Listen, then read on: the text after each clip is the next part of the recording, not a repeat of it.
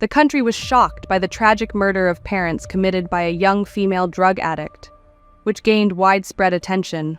What happened? Why did she kill them? Let's get these questions answered in this video.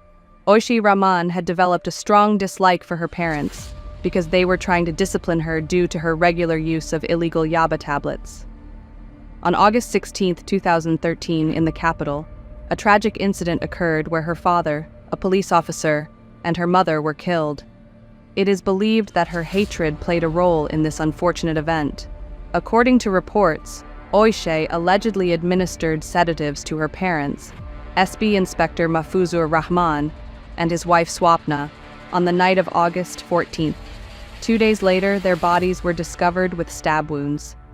Oishee was the youngest female convict in the judicial history of Bangladesh to receive the death penalty. The Speedy Trial Tribunal in Dhaka announced its verdict on Thursday, stating that the individual in question was considered an adult at the time of committing the crime. As a result, they cannot be classified as a minor, which would have resulted in a less severe punishment. According to the post-mortem report, it appears that Oishee, who was mentally unstable, stabbed her sedated parents, causing multiple wounds similar to those inflicted by professional killers.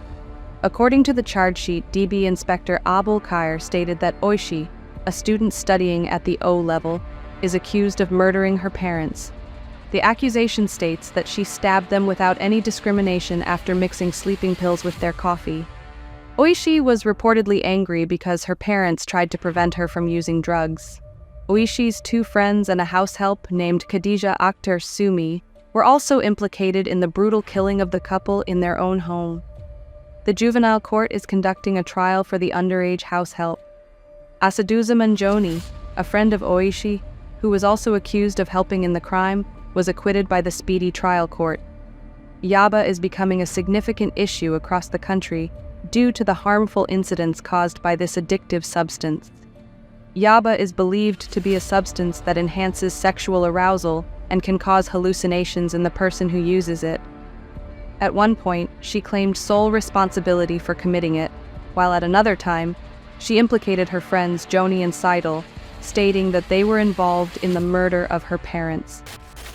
A police officer from the DB mentioned that the person's statements are inconsistent and confusing. The police officials are confident that Oishee is responsible for killing her parents. They base this belief on the fact that only her fingerprints were found on the knife used in the murders, despite her frequently changing her story.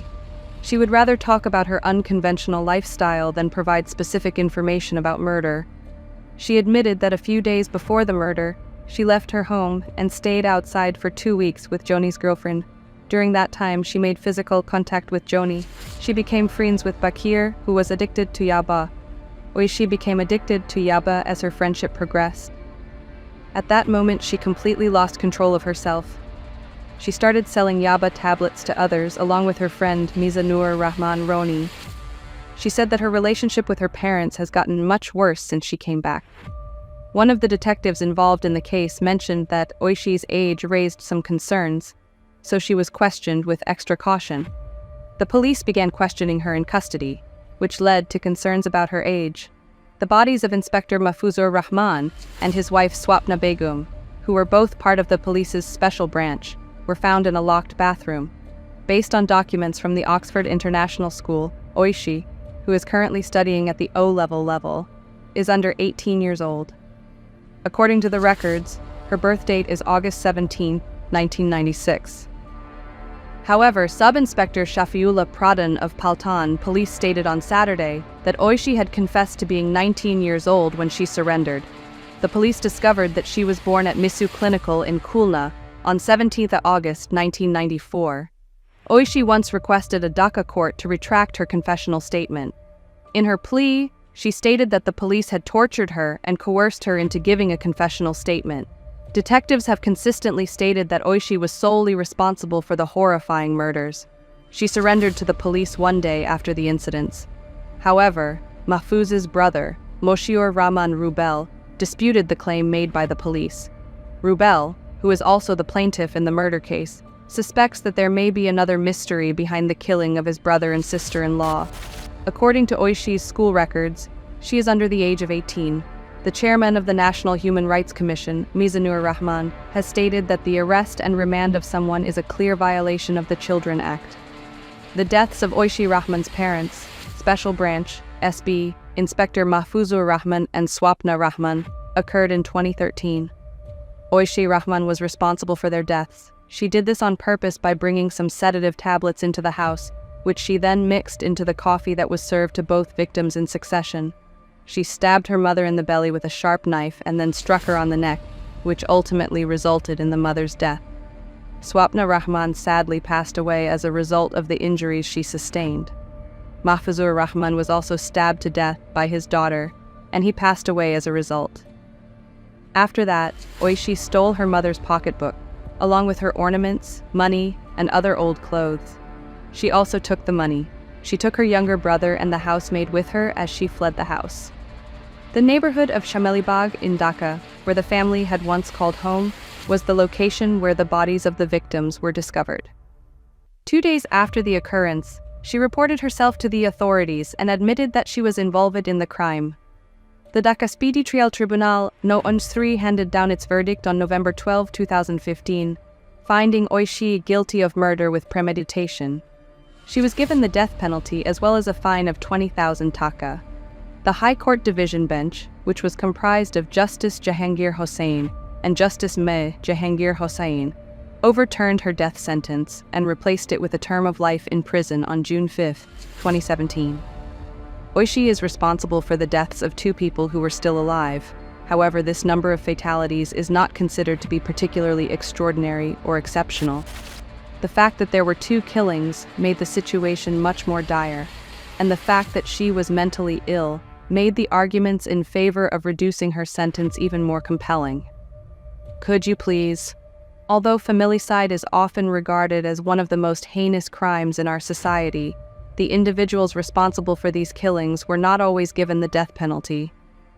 Because the HCD followed the principle of stare decisis in a reasonable manner, it is possible that the common disagreement that could have impacted Oishee's conclusion was avoided.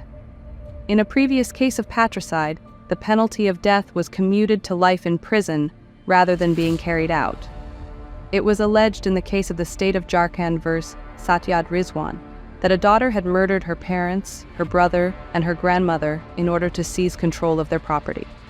The individual who carried out a murder that was particularly heinous and horrible was not handed a death sentence because they did not have a history of other crimes that were comparable to the one they committed, and also because they were young and had the potential to change their conduct.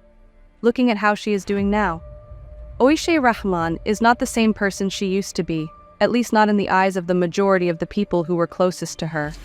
It seems as though she has undergone a complete metamorphosis, which is something that virtually everyone does throughout the course of their lifetime, whether they choose to or not. Now that she has been sentenced to life in prison, the inmate spends her time at the Women's Central Jail within the Kashimpur prison complex in Ghazipur praying. According to the administrators at the jail, Oishee fasted the entire month of Ramadan and never skips a prayer service. Also, she reads a wide variety of literature, and at one point she was even spotted reading Karagar Rojnamcha, which is a book based on the jail diaries of Bangabandhu Sheikh Mujibur Rahman. A court in Dhaka found Oishee guilty of the murder of her parents, a police officer named Mahfuzur Rahman and Swapna Rahman, on November 12, 2015, and condemned her to death for her crime. The jailer Hosne Arabiti said that Oishee is doing well in her cell and that she routinely participates in religious activities. I saw her read a book of Bangabandhu a few days ago, Biti claimed, adding that the convicted killer does not show any signs of longing for drugs, despite the fact that she was an addict when she murdered her parents. This is the end of this video. Drop a like to this video and subscribe to this channel. Remember to also drop your comment.